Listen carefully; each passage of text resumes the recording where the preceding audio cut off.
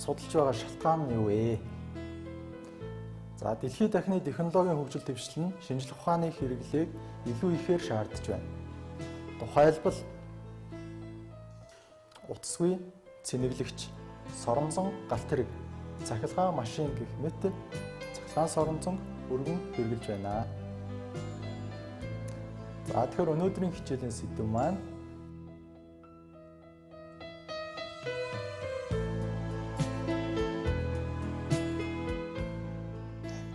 туршилт хийж ажиглая. Энэ туршилтанд ямар багж ашиглаж байгааг сайтар ажиглаарай.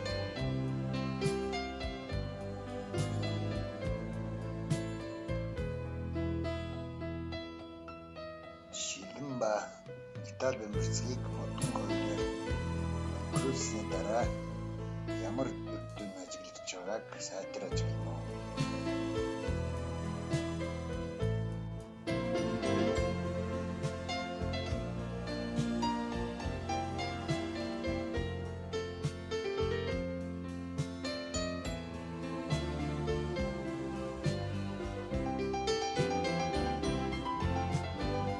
Металл бэмбэрийн чиглэл яагаад өөрчлөгдсөн бэ?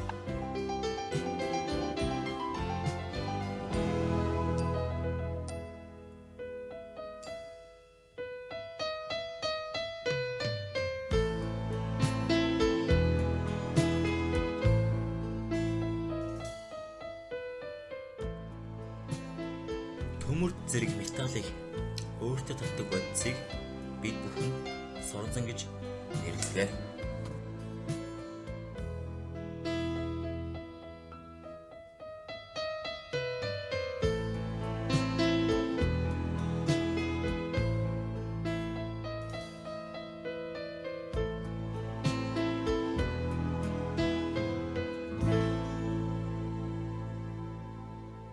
Соромзон орн цахилгаан орны адил хүний нүдэнд харагддаггүй, гарт баригддаггүй боловч соромзон зүй гүйдэлтэй дамжуулагч төмөрт өөрчлөх үйлчлэлээр нь илрүүлж болдог.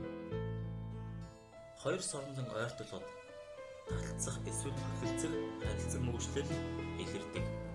Энэ соромзон харилцан үйлчлэл илэрч байгаа орон зайг соромзон орн гэдэг.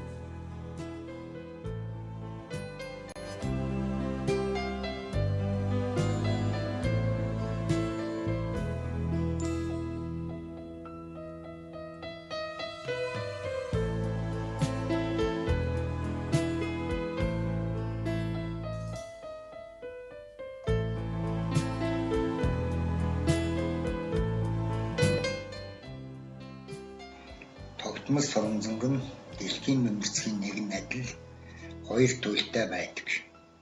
Өмнөд ба хойд туйл гэсэн. За, эдгээрийг хооронд нь ялгахын тулд өмнөд туйлыг нь ланаар удаж N хэсгээр тэмдэглэдэг. Хойд туйлыг нь цэнтрээр удаж S хэсгээр тэмдэглэнэ. Ийм учраас тогтмол соромж хоёр туйлтай байдаг.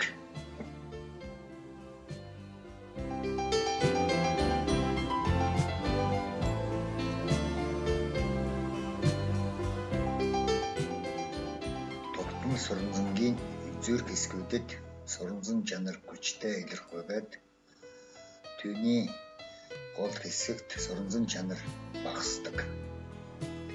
Тогтмол соромзыг дундуур нь гичнээн хуваасан ч үлдсэн хэсгүүд нь хоёр туйлтай болж үлддэг. Энэ чанарыг ашиглаж соромзон зүг хийдэг.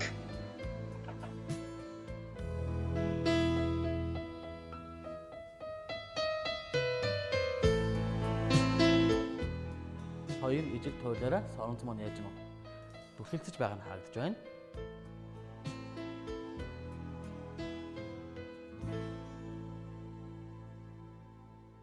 За, энд яг хэр хоёр шулуун соромзон маань эсрэг туйлаараа далталцаж байгаа нь харагдаж байна.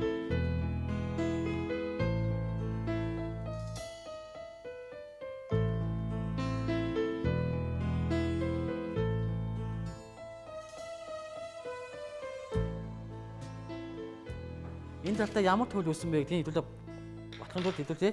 Энэний хоёр талын туйлыг татгалж үзье. За туйлыг болохоор тодорхойлохын тулд бид нэр лууж юм уу давтмал санамжаар тодорхойлж болно гэсэн. Ядуу багш нь энэ хой туйлыг ойлгоход яаж дүрхэж чинь. За өмнө туйлыг ойлгоход таталж чинь. За тэгвэл эсрэг туйлууд татдаг гэж байгаа учраас энэ талд яах нь вэ? Хой туйл үүсэж байна гэж үзэн. Хой туйлд явуулахад яаж нь татагж чинь. За тэгвэл энэ юу гэхээр эндээс ямар асуудал гарч байгаа гэхэд үлээ дуучингаар эний туйлыг тодорхойлж болно. За тэгэхээр энэ үзүүрстэй яах вэ гэхээр одоо хойд өмнөд хойд болж байгаа гэсэн. Энэ талд нь өмнө туйлтай, энэ талд хойд туйлтай байх нь. За тэгэхээр энэ дараа соронзон зүүнний ямар туйл татчих вэ гэхээр өмнөд туйл татчих гэсэн. Тэгэхээр энэний хадаасны үзүүт бол яах нь хойд туйл үүсэж байна гэж үзүүлнэ. За гэх мэтлэн бид нэр тохоод үлгөөж болно. Тэгэхээр яах вэ? Хойд, өмнөд, хойд гэх мэтлэн яах нь даймаар нь зөвшөөрөд цаашаа сонгож болно гэсэн. Сонсон орон бол бидний нүдэнд яах вэ? Харагддаггүй. Тэгсэн мэт бодиттой оршин байдаг. Тэрийг нь одоо бид нэр байгаа гэдгийг илэрхийлэхэд бол нэг л жижиг соронзонгуудаар илүүж болно, бас төмрийн үрцээр илүүж болдог. Тогтмол соронзонгийн эргэн тойрны өсөх соронзон орны төрхөн ямар байдаг гэм бол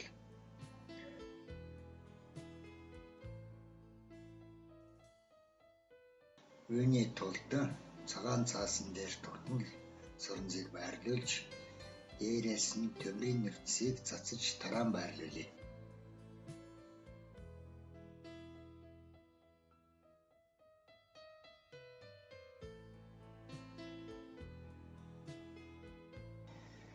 Эндээс тогтмол соронзонгийн эргэн тойрны өсөх төмрийн нөхцөлний байрлал нь түүнийг эргэн тойрны өсөх соронзон орны төрхийг илэрхийлнэ.